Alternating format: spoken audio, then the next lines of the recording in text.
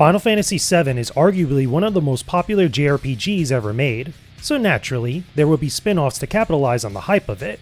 We got new games, CG movies, books, and other media related to Final Fantasy VII. While not every one of them was a hit, a game that stood out on the PSP was Crisis Core Final Fantasy VII.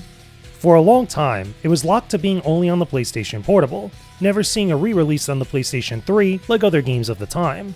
Luckily for all of us, Crisis Core Final Fantasy VII Reunion is exactly what we wanted, but with more beyond that. Before we get into all of that, what exactly is Crisis Core? The story is a prequel to Final Fantasy VII, taking place about 7 years prior to that. Zack Fair is part of a group called Soldier under the leadership of Angeal, working for the Shinra Electric Power Company. Zack dreams of being a hero and becoming Soldier First Class like Angeal and the company hero Sephiroth, but still has a ton of maturing to do. Zack goes on missions for Shinra, helping them in the war against Rutai and fixing other problems that pop up around the city of Midgar. But when conflict with a renegade soldier operative named Genesis begins to stir up trouble, things take a wild turn and start to unfold some earth-shattering revelations. Before you know it, we're meeting new faces like Sephiroth, the Turks, a young girl named Aerith, some dude named Cloud, and the events of Final Fantasy VII begin to take form. The story about Zack himself is pretty interesting, even if you're not a big Final Fantasy VII fan. While I still feel like you'll get more out of it if you've already played that game beforehand, you honestly don't need to do so to get deep into the story of Crisis Core. But does that mean it's a great experience to play through? How can I not, when you've beaten it into my head?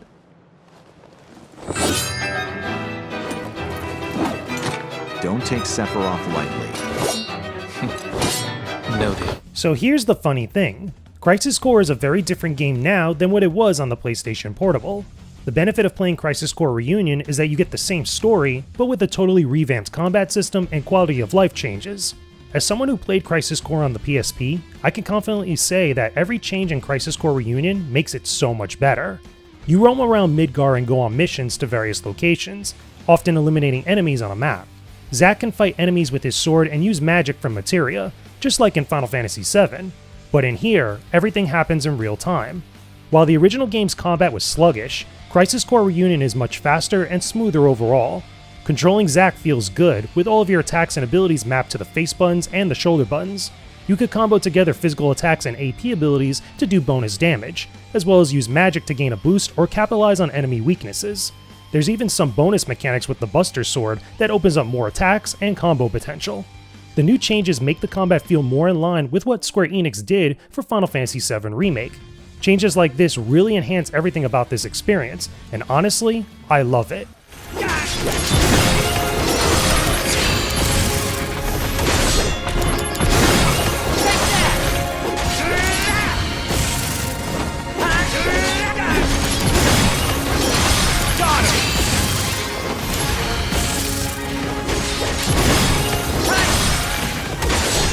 Outside of the main story and combat are the missions and side quests. Zack can take on a number of missions from the menu that will yield extra materia and other goodies for completing them. This is great and offers a lot of content, but the honest truth is that it could get very repetitive. Almost every mission you have is looking for a target, making you cover the whole map often to reach it. A lot of the locations are recycled many times as well, so you might get a little bored redoing the same task over and over again. Some people will argue that this is because Crisis Core was originally a portable game, and that's very true, but more variety in the mission goals would have made things a little more interesting and less repetitive. Regardless, completing missions is very helpful for boosting Zack's overall level and gaining powerful items that will give you an edge. You just have to go through a lot in order to get them. Treasure quest failed. Wait, I made her cry? Did I do something wrong? Should I have humored her little game a bit more? Also, who the heck is she?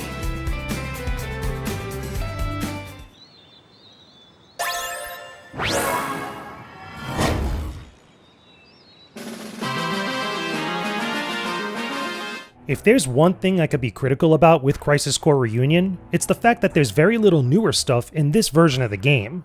Now don't get me wrong, you have all the side quests and bonus missions to keep you busy for a while, If you think that getting the Minerva summon is a quick and easy task, trust me, you're lying to yourself. What I really mean is how this version of Crisis Core is nearly identical to the original game content-wise.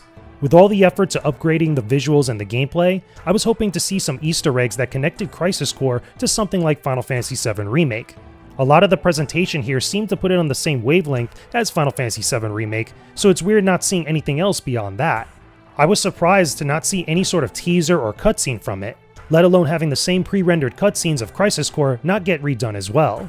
You can imagine my surprise seeing the final post-credit scene to be the exact same one that was on the PSP version, rather than the opening to Final Fantasy VII Remake.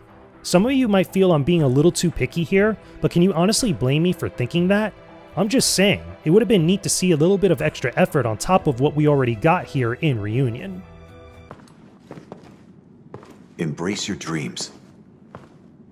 Huh? If you want to be a hero, you need to have dreams. And honor. With everything said about this Final Fantasy VII prequel, does the story of Zack Fair still make its way into our hearts once again? Can I recommend that you play Crisis Core Final Fantasy VII Reunion on any platform? I would say yes. This is the definitive version to play Crisis Core, and I still think it's a very solid experience. If you're someone that never played any of the previous FF7 games before, including Remake, you could still enjoy what's here, but you might not get all the nuance and emotional weight from everything that unfolds. For a reunion that took a long time to happen, I feel like the wait was worth it to once again embrace our dreams and protect our honor as Soldier.